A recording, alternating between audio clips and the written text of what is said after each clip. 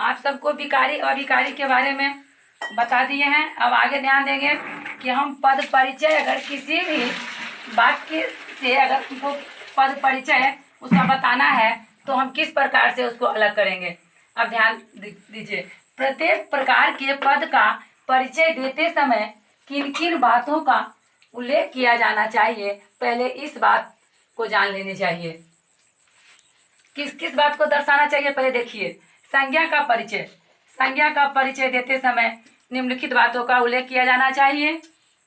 सबसे पहले उसका भेद, भेद में जातिवाचक, जो कि आपको पहले कई वर्षों से पढ़ा चुके हैं, पढ़ते आए हर टीचर से। व्यक्तिवाचक, भाववाचक, लिंग, पुल्लिंग, स्त्रीलिंग। लिंग जानबे करते हैं, लिंग दो प्रकार के होते हैं, पुल्लिंग स्त्रीलिंग। हिंदी में लिंग दो प्रकार के होते हैं, पुल्लिंग स्त्रीलिंग। तो लिंग ध्यान दीजिएगा। वचन, वचन एक वचन बहुवचन। वचन भी हिंदी में दो प्रकार के होते हैं, एक वचन बहुवचन।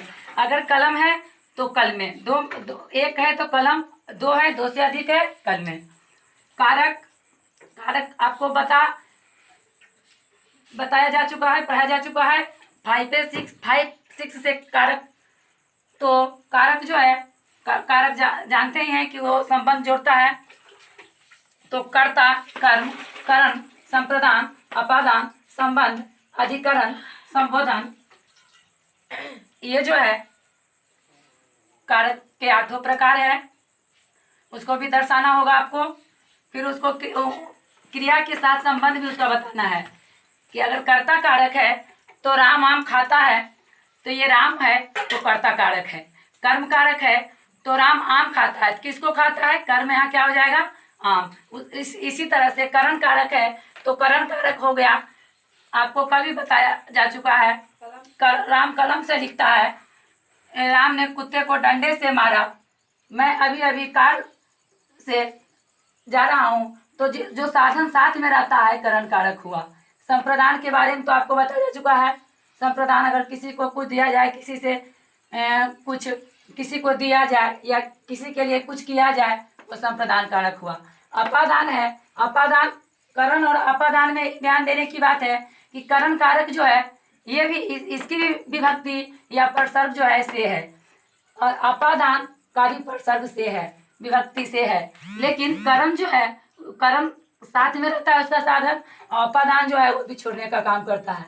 जैसे पेड़ से पत्ते गिरे, छत पर से बच्चे गिरे, कुछ भी तो वो अलग कर देता है। अपादान पे ध्यान दीजिएगा। करण और अपादान का विभक्ति एक है, लेकिन अंतर है दोनों में। एक साधन साथ में रहता है और अपादान में जो है अलग दर्शाता है।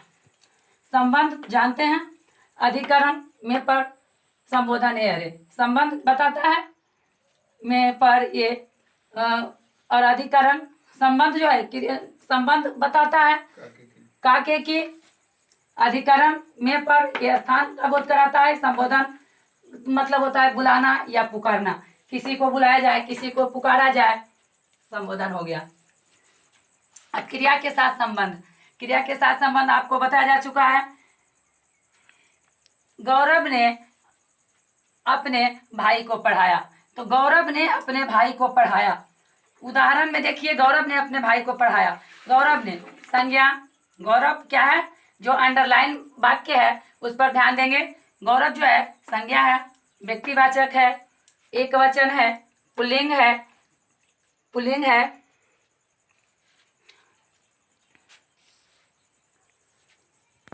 और क्रिया का कर्ता भी है।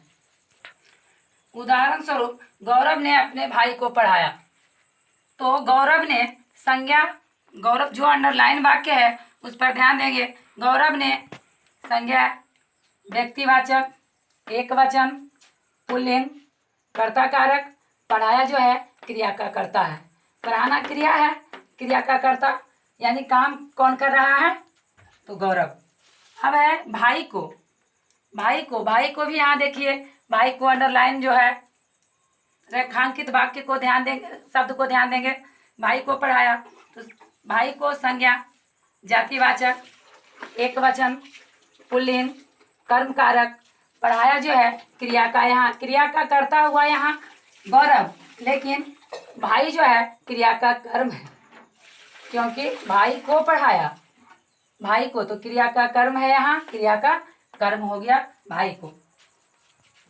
दूसरा एग्जाम्पल, शिवाजी ने वीरता से युद्ध किया। शिवाजी ने वीरता से युद्ध किया, तो वीरता से जो है रेखांकित वाक्य पर ध्यान देंगे। वीरता से संज्ञा है भाववाचक, एक वचन, स्त्रीलिंग, करण कारक। बस इतना पद परिचय इसका हो गया कि वीरता है क्या, आखिर वीरता से क्या है। तो इसी तरह से आप हर वाक्य में जो रेखांकित पद रहेगा उसका पद परिचय संज्ञा के अनुसार इस तरह से। अब आप लोग ध्यान से फिर देखेंगे, जो पद परिचय हम पढ़ाए वो सभी को समझ में आ जानी चाहिए। पद परिचय आपको कई बार 8th क्लास से ही हम टारगेट लेके चलते हैं 10 का, तो कई बार हम रिवाइज करा चुके हैं क्लास में, और फिर मिलने के बाद फिर कराएंगे। लेकिन यहाँ आप कहिएगा कि समझ में आई बात या नहीं। देखिए एक बार फिर आपको रिवाइज किया जा रहा है। अगर समझ में कहीं बात नहीं आई तो ऑनलाइन करके या मैसेज करके पूछ लीजिएगा। तो हम इतना ही कहेंगे अंतिम में कि अगर आपको पढ़ने की इच्छा रहेगी, अगर दृढ़ संकल्प दृढ़ निश्चयी आप रहेंगे, तो एकलव्य जो थे वो द्रोणाचार्य की प्रतिमा बनाकर अगर पढ़ सकते हैं। उनके विरुद्ध उनकी इच्छा नहीं थी कि हम उसे सिखाएं, शूद्र पुत्र हेल्प पुत्र के नाते। तो अगर आप एकलव्य प्रतिमा बना के अगर पढ़ सकते हैं, तो आपके तो साथ सभी टीचर हैं। ऑनलाइन का जमाना है, आप में पढ़ने की सिर्फ इच्छा शक्ति होनी चाहिए बच्चों। धन्यवाद।